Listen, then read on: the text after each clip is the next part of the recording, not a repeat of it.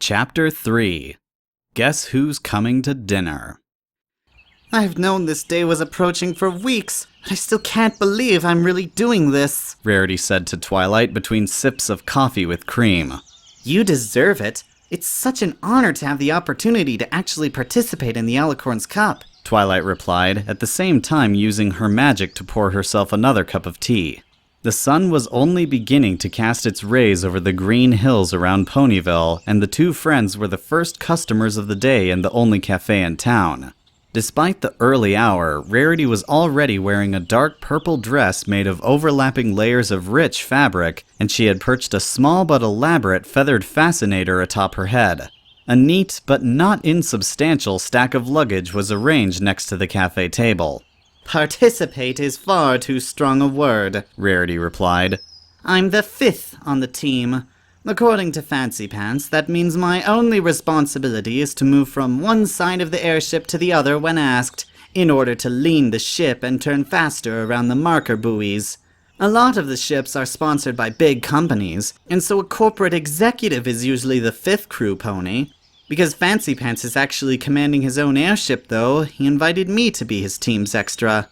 It's going to be so exciting, Twilight Sparkle enthused. I know you'll do a great job, no matter what your responsibility is. There's just one problem, Rarity confided, resting her head in her forehooves. You mean the dinner tonight? Twilight knowingly replied. Yes! Rarity exclaimed breathily. I'll have to spend hours in the same room as him! Tradition says that all the racers have to attend the pre-race banquet, captains and crew, so I can't get out of it. Maybe you won't have to interact with Blueblood. Isn't he hosting after all? He'll probably be too busy to even notice you, Twilight suggested. Technically, yes. Because Blueblood is the sponsor of the Royal Yacht Club, which is the official host for the regatta, he is also hosting the dinner tonight. It's not the same as if you or I or Pinky was hosting a dinner, though. He'll have staff preparing the meal and coordinating everything. Twilight mused. I suppose if you really want him to stay away from you, I do have a repel spell that I could... That's all right, Rarity interjected. I'm a grown mare. I'll have to handle this like an adult. Really, this is all my fault anyway. If I had just kept away from Blueblood the last time I saw him, none of this would be an issue. Well, I know I don't usually say things like this, Twilight began.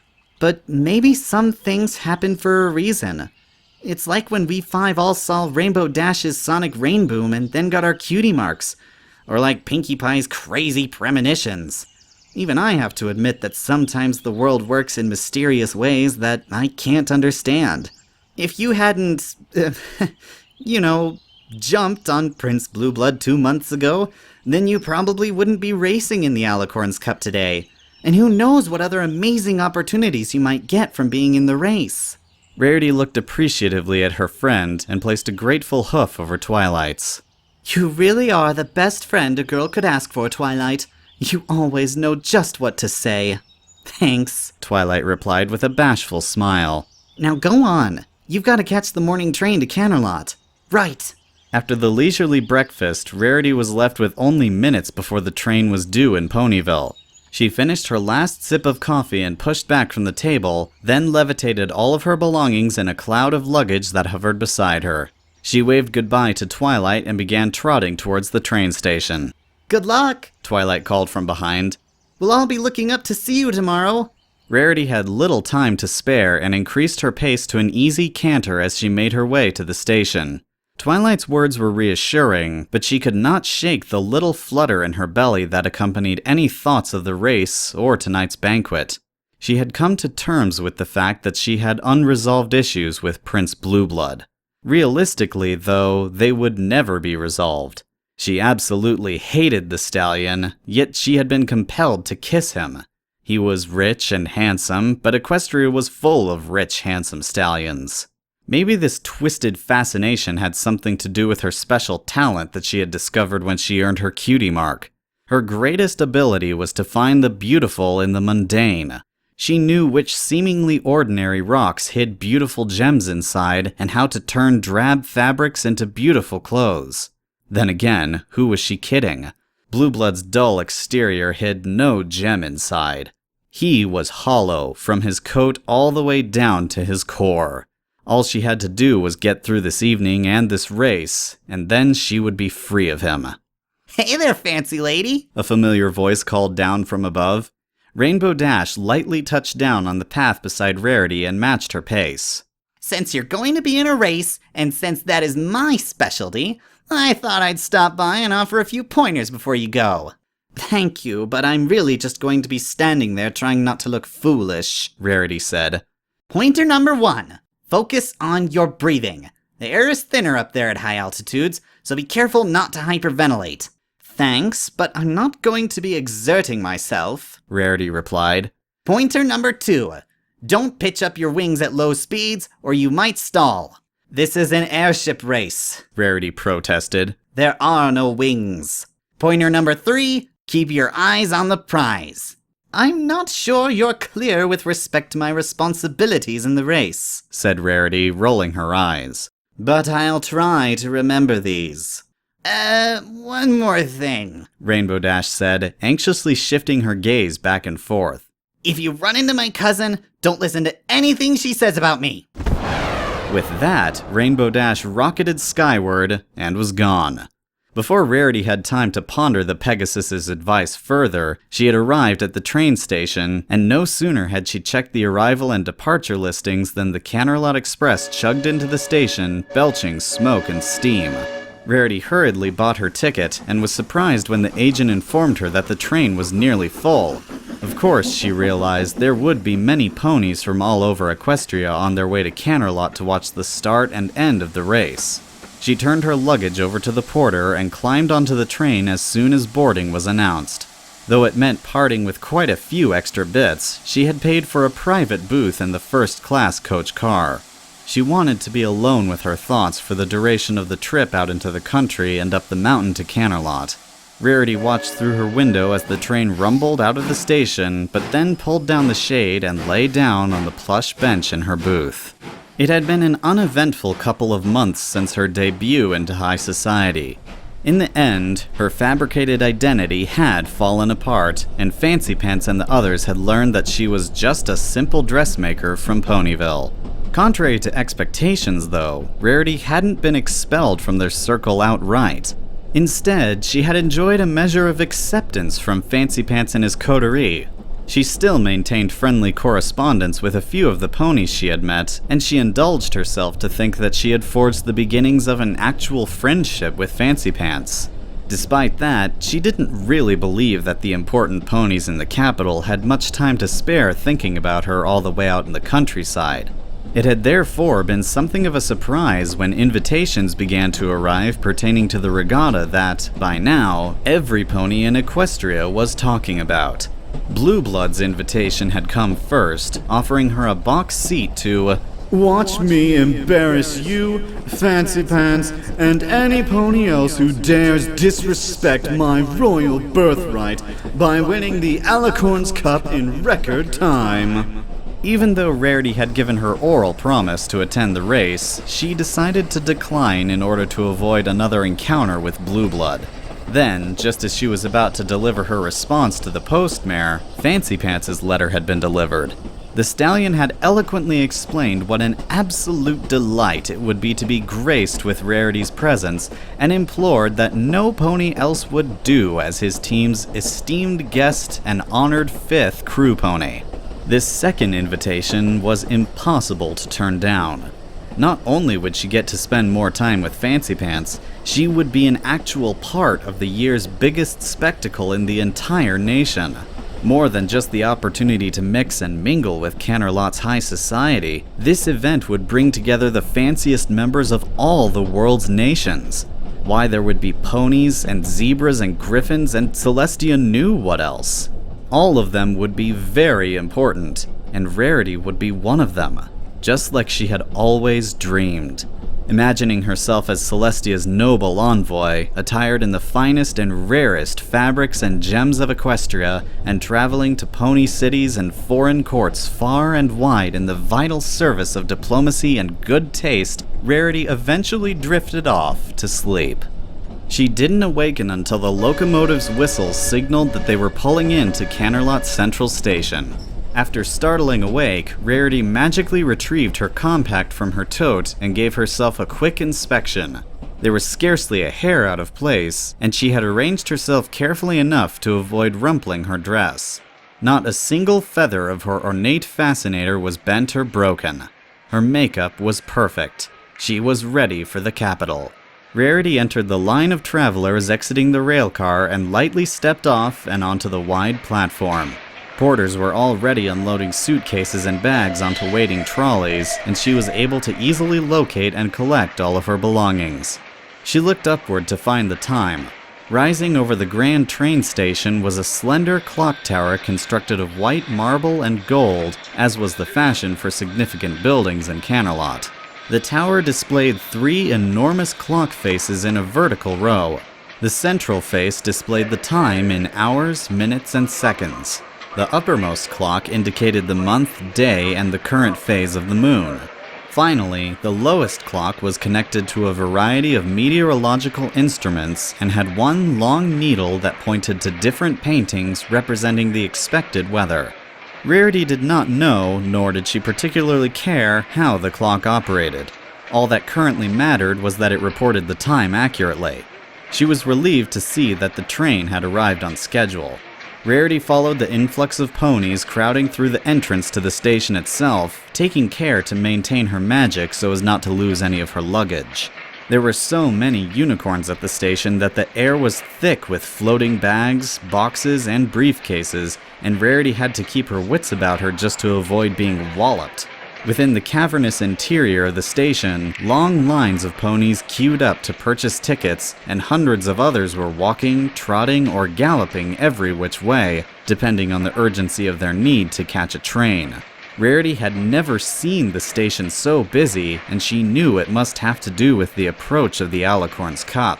How am I ever going to find Fancy Pants in this crowd? Rarity wondered aloud. Perhaps I could find you instead. Rarity turned towards the recognizable voice and was rewarded with the sight of Fancy Pants and his driver both resting on a bench against the station wall. Fancy Pants set down the newspaper he was reading and stood up. Fancy Pants! She exclaimed excitedly, before adding more demurely, It's good to see you. It's splendid to see you again as well, Miss Rarity. It's felt like a rather long time since I last had the pleasure of your company. The pleasure is mine. I cannot thank you enough for inviting me to join you in the race, Rarity replied. There is no pony who I would rather have with us. You are a singular mare, Miss Rarity, and not only due to your wit and impeccable taste. I'll have you know that after you left Canterlot, I learned that you are one of the ponies who saved us all from Nightmare Moon and the dreaded Discord. It is truly my honor to have a heroine of Equestria accompanying me in the race for the Alicorn's Cup. Rarity could only blush a deep crimson in response. The entire messy savior of Equestria business was really Twilight Sparkle's purview after all. She was just the other unicorn's friend, and for whatever reason, fate had chosen her to bear one of the elements of harmony in times of need. Apparently sensing her embarrassment, Fancy Pants spoke again. Right, well then, let's get moving. I have some friends who I'd very much like to introduce to you. Rarity followed Fancy Pants and his driver as they weaved a path through the crowds and out the opposite side of the station. Outside, they faced a broad thoroughfare that led to downtown Canterlot, and Fancy Pants' steam carriage was waiting at the side of the road. Rarity and Fancy Pants clambered into the back of the vehicle, while the driver stowed Rarity's things and found his seat at the front. To the facility, Coltsworth! Fancy Pants called out as his driver worked to start up the noisy steam engine. Tally-ho! The facility? Rarity inquired once they were moving. That sounds entirely mysterious. Might you be taking me to see one of your industrial complexes? In a manner of speaking, yes, replied Fancy Pants. The facility is a former warehouse where my team is preparing for the race. It's not posh by any means, and I would ordinarily never invite you someplace so, aesthetically challenged, but I'd love for you to meet them before the banquet tonight. He paused. And in all honesty, we still have a great deal of work to finish before my airship is ready. But I thought you were racing in Fancy Free, Rarity pointed out. She seemed perfect when I flew with you around the mountains. Quite right, my dear, quite right. I am indeed racing Fancy Free, but in order for her to be competitive in this race, we have been making modifications. Everything designed purely for comfort had to be lost in order to save weight. We have replaced the propulsion fins with propellers, and my team is doing everything it can to improve the output of the steam engine. As you know, I am in the uncomfortable position of racing a pleasure craft designed and built by a rival company, so we must improve on the original product in order to have a chance. Rarity watched through the carriage window as gleaming downtown Canterlot gave way to simpler buildings and homes, and finally to the soot-stained factories and warehouses of the industrial district. The carriage finally stopped in front of one large, boxy, and particularly dilapidated building. Is that it? Rarity asked dubiously, finding it hard to believe that Fancy Pants would even enter such an eyesore. The building looked like it should have been condemned ages ago. I do apologize for taking you to such a misbegotten part of Canterlot, Miss Rarity. I admit the facility isn't very pleasing to look at from the outside, but we have done a bit of work spiffing up the interior, Fancy Pants explained. Please, follow me. He stepped out of the carriage and helped Rarity down before walking briskly toward the warehouse. He used a forehoof to tap a rhythmic sequence on an old steel door barring their way. Rarity recognized the pattern must have been the equivalent of a secret word to gain admission to the building. After a moment, the door slowly opened inward with the terrible grinding screech of rusted metal on metal. Completely out of her element and unsure what to expect, Rarity followed her host inside. The sight that greeted her nearly took her breath away. In stark contrast to the wasted exterior of the building, inside everything was clean and contemporary. The walls were painted hospital white, and gas lamps provided bright illumination. The space buzzed with the sound of machines. Engines whirred, gears clicked, and tanks of clear fluid bubbled energetically. The hull of Fancy Pants' yacht rested on wooden supports that looked like giant sawhorses in the center of the space. The airship had been repainted a clean white with red racing trim, and Rarity could easily spot numerous changes to the shape and structure of the airship. An earth pony wearing an iron mask to shield his eyes appeared to be using some kind of portable fire to meld an angular piece of metal to the side of the hull. As I said, we've made some improvements to the interior, Fancy Pants said to Rarity. This building is the secret research and development facility for the company which is sponsoring our ship in the race. And of course, since I own the company, we get to use the building to prepare. Welcome back, sir, a feminine voice called out from behind Rarity, causing her to jump. She wheeled around to face the speaker and saw a light pink unicorn mare wearing rumpled green coveralls and thick protective boots over her hooves. Despite her work pony's attire, it was plain to see that this was a young and very attractive mare. Rarity saw that she had been the pony who opened the door for them. The last maneuvering stabilizers are being welded in place now, so we're actually running ahead of schedule. Ah, that's wonderful news, Fancy Pants replied. Windlass, this is my dear friend Rarity, Equestria's greatest young fashion talent. As you know, Rarity will be our fifth for the regatta, he said by way of introduction. Rarity, Windlass is the most promising young engineer I've ever met. She designed most of the modifications we are implementing on Fancy Free, and she will be part of my crew for the race. A pleasure to meet you, Rarity said, inclining her head respectfully in the Canterlot fashion. I can see you've already done quite a lot of work on the airship. Thank you. It's an honor to meet you, Miss Rarity. I've heard all about you from the boss, Windlass replied. Actually, most of the design is on the inside. We had to turn a heavy luxury cruiser into a racer, so I had to cut out a lot of the original bulkheads and supports while still keeping the ship structurally sound. It was quite a challenge. Indeed, Fancy Pants agreed. Now, since we are ahead of schedule, Windlass, why don't you collect the rest of the crew so that we can sit down to a spot of lunch? I, for one, am famished. Aye aye, Windlass said with a smile before trotting out into the enormous workspace. Rarity was extremely hungry, a fact which Fancy Pants must have been aware of due to the audible growling of her stomach. She marveled that even now, when he needed to be focused on preparing for the Alicorn's cup, he was playing the good host. Windlass is a brilliant engineer with an amazing gift for understanding machines, but she's not an air sailor, Fancy Pants admitted after the mare had departed. The others, however, are old hooves at this sort of thing. In fact, my second has been flying practically since he was foaled. Fancy Pants said the last with a small smile. Perhaps your second is a Pegasus? Rarity guessed. Astute as always, my dear. Colonel Tempest is recently retired from Her Highness's service and has taken on a professorship at Cloudsdale University teaching navigation. He is in charge of our celestial navigation, as well as judging the winds and weather to plot our best course for the race. That means the other must be the Earth Pony I saw using that fire tool, Rarity concluded. Correct. Elbow Grease knows steam engines inside and out. It's his job to get us every bit of horsepower that the engine can give. I'd trust no pony else with that job. That leaves me, Rarity said with a frown. And I don't add any value at all.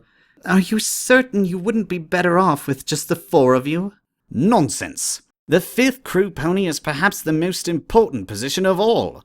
Not only will you help us shift the weight of the airship when maneuvering, but it's also a proud Alicorn's Cup tradition to race with 5. The 5th crew member is also known as something of a good luck charm. It is said that the right choice can bring favorable winds and fair weather. And most importantly, if I don't have some pony along with whom I can have a pleasant conversation, I think I shall lose my mind. As it turns out, I have precious little in common with our soldier, junior engineer, and mechanic. You are absolutely not excess baggage, Miss Rarity. Thank you for that, Rarity replied, mollified. I promise to do whatever I can to help win this. A pleasant, if simple, lunch was served by Coltsworth, who was apparently more than just a driver. As promised, Rarity had the opportunity to meet her future crewmates. Windlass's boundless enthusiasm reminded her of Twilight's Sparkle if the latter had been obsessed with studying aerodynamics instead of magic. Tempest was possessed of a solemn quietude that completely belied his given name, but was in keeping with his long career in the Guard. Finally, Elbow Grease was a friendly, though somewhat uncomfortably direct Philadelphian. He always brought his own lunch, and Rarity quickly learned not to get between him and his hoagie, which was apparently some sort of sandwich. After the midday repast, Fancy Pants offered her a tour of the facility. It was brimming with examples of new technology still in development, such as an improved generator for installation at the Celestia Dam near Ponyville, and a sleeker version of the steam carriage that had no passenger compartment. They dawdled as Rarity let her companion wax poetic about the virtues of the coming technological revolution in Equestria, and before she realized it, hours had passed. We will have to leave shortly for the reception, Fancy Pants noted. As you know, it's being hosted by the Duke of Canterlot and his family. I wanted to ask whether that will be an issue for you. If you like, I can make arrangements for our team to be seated as far away from the head of the table as possible. Thank you, but it won't be a problem, Rarity said. I can take care of myself. Of course. I would never purposely imply otherwise. Do you have any questions about the banquet that I can answer? What can you tell me about the other teams? I know that there will be formal introductions, but I'd love to know something in advance. Are they all company teams like yours? Now there's a good question. 8 teams have been qualified to compete by the committee responsible for administrating the regatta. Of those, 4 are entirely corporate-sponsored teams. Mine, or ours as I should say, is one of them. The others are the Dukes, a team of Pegasi sponsored by Skyworks Industry of Cloudsdale, and a team sponsored by something called Everfree Shipping. I'd never heard of the latter before, but they seem to have no shortage of finances. It pains me to make the allegation, but if I had to pin them down, I'd say they seem to be high-value smugglers, or even mercenaries. Their captain is a creature called a camel, who I'm told hails from a faraway desert. Goodness, how exotic! Rarity exclaimed. But then who is sponsoring the other teams? Wealthy racing enthusiasts? One team is being sponsored by a consortium of earth pony farmers, if you can believe that. I think the Equestria Citrus Council is looking for publicity by pushing the angle that earth ponies can do anything any pony else can do. Of course, they are right. If they had anyone on their team who knew how to race an airship, my sources tell me that they do not. The other 3 airships are publicly sponsored civic endeavors. One is from Philadelphia, and the other 2 are the Griffon entrants. Oh, so there are Griffins in the race? Rarity asked. The only Griffin I've ever met was a most unpleasant individual. I'm afraid that you may find a certain standoffishness characteristic of the species. Actually, there is a bit of a border dispute with the Griffin clans at the moment regarding rights to the only pass through the Snowmane Mountains. I can only hope that coming together in the interest of peaceful sport will help sort that mess out before the rhetoric on both sides escalates further. Surely the princesses will help smooth things over? Rarity said confidently. Surely, Fancy Pants repeated evenly and without enthusiasm. His tone seemed to Rarity to foreclose upon further conversation about the matter. The time to depart arrived, and the ponies exited the facility to begin the journey to Blueblood's estate. The other crew had their own carriage, so Rarity had Fancy Pants to herself once again. If she was going to have the opportunity to pry further about the prince who was not, this would be her last, best opportunity to do so in privacy. I don't feel quite comfortable asking about this, Rarity prefaced. But I have a few more questions about the Duke of Canterlot. Oh, why, go right ahead. I assure you, though, that stallion is every bit as shallow as he seems. I was just wondering, why does every pony call him Prince Blueblood if he's not really a prince? The answer to that question is older than Equestria itself. Since you had the honor of performing in Canterlot's holiday pageant this year, you must be quite well versed in the story of the first hearthswarming. Yes, it was quite a surprise to receive the invitation from Princess Celestia to perform, Rarity said, perhaps sounding too pleased with herself. I portrayed the unicorn founder, Princess Platinum. Quite so. And may I say that the review in the Canterlot Times was quite complimentary. I believe the words were deliciously horrible. That's quite a compliment for any pony playing the part of Princess Platinum. As I was saying, the story has become somewhat allegorical over the years, but it retains kernels of truth. Before Equestria, there was a unicorn kingdom and a real Princess Platinum. Her father, the Unicorn King, was called Blueblood. You don't mean to say that Blueblood traces his ancestry back to the ancient kingdom? Rarity said, eyes wide in surprise. Oh yes. All the blood nobles in Canterlot claim some heritage to olden times. Some claims are more tenuous than others, as is always the case with such petty things, but Blueblood's genealogy is not in doubt. The Duke is, in fact, the true heir to the Unicorn Kingdom, and the direct descendant of King Blueblood, Princess Platinum, and all the rest. What happened to them? Rarity asked, intrigued. Even I am not entirely clear on just how or when Princess Celestia and Princess Luna came to govern Equestria, but I know that when they came to power, the old royal family became more of, a tourist attraction than anything else. Princess Celestia gave them the hereditary title of Duke or Duchess of Canterlot, perhaps to smooth things over, but they've been in decline ever since. Now, the family may not survive another generation with no stronger heir than a layabout playpony like Duke Polaris of Canterlot, the self-styled Prince Blueblood the 24th, and heir to the magic throne of Cornetopia. That's quite a story. I just can't believe that I played the part of his many times great-grandmother in the hearthswarming pageant, Rarity said, feeling a bit queasy at the thought. I do see how he could be related to Princess Platinum, though. Quite right, Fancy Pants said. But I will say this about the Duke. He is an accomplished aviator and air sailor, and his airship architects are second to none. He means to win the race tomorrow." "He can't stand a chance against a team like yours, can he?" Rarity asked. "Of course not," Fancy Pants cheerfully replied. "But not only because we are the best. The Duke races alone, with no team. He talks about it being the honorable way to race, but I believe that the truth is that no pony can stand to be around him, or bear taking orders from him.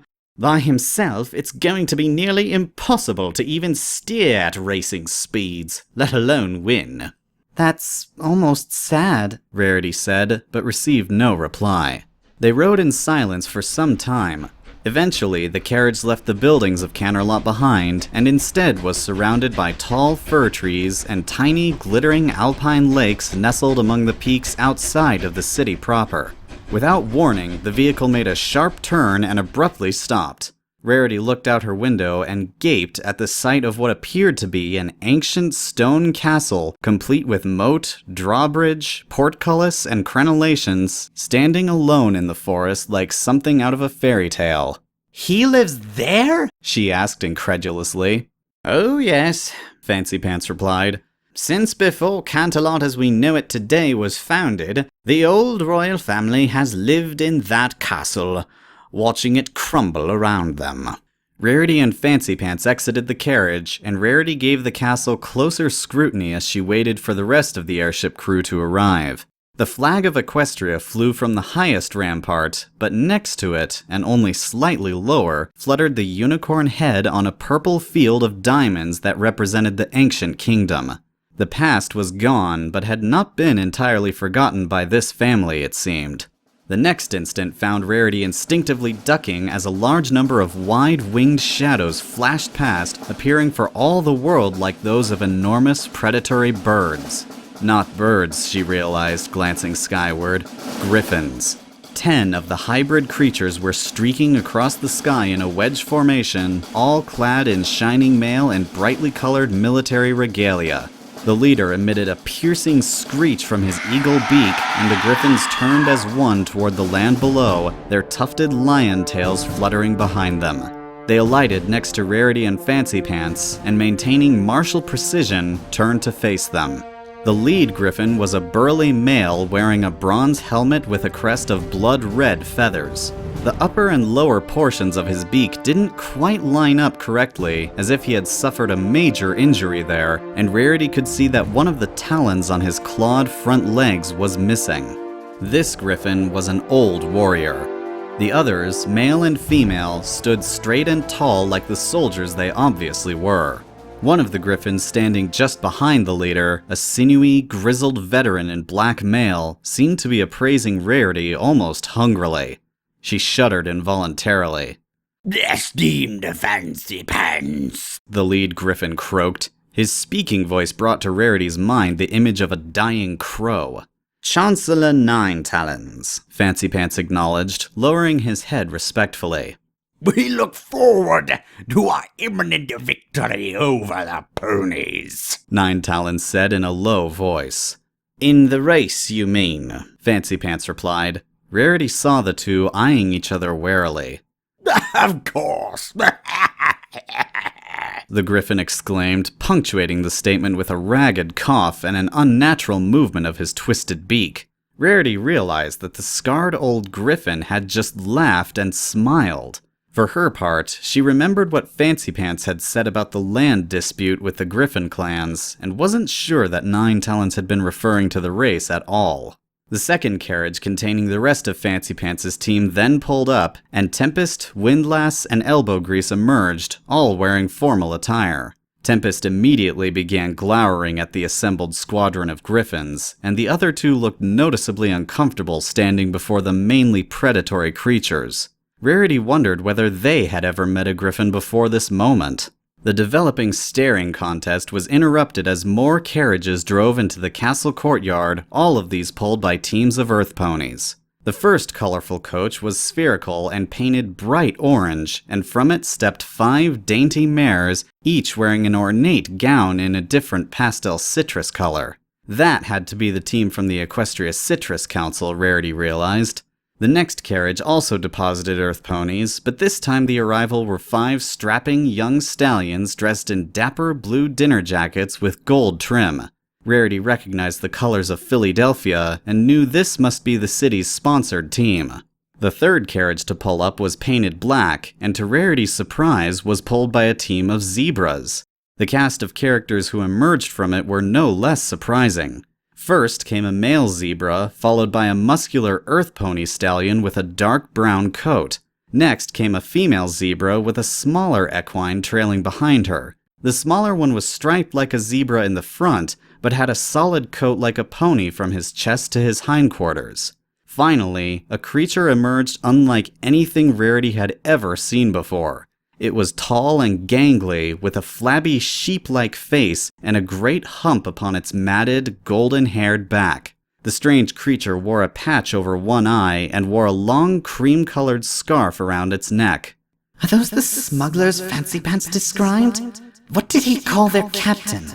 A camel. That bizarre creature was a camel. Rarity couldn't imagine what sort of garment it would take to make that ungainly silhouette look fashionable. Finally, 5 Pegasi appeared from the clouds and circled the courtyard once before gracefully touching down. Like Tempest, they glared uneasily at the 10 razor-clawed griffins in their gleaming helms and mail. Rarity was surprised to see that one of them, a white-coated mare about her own age, had a multicolored mane and tail not unlike rainbow dashes. She remembered her friend's words back in Ponyville and realized that this must be the aforementioned cousin. No pony, or other creature for that matter, seemed willing to be the first to move toward the castle and the banquet waiting therein.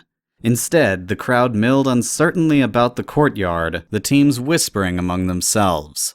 Rarity wondered why Blueblood hadn't come out personally to greet them and invite them inside.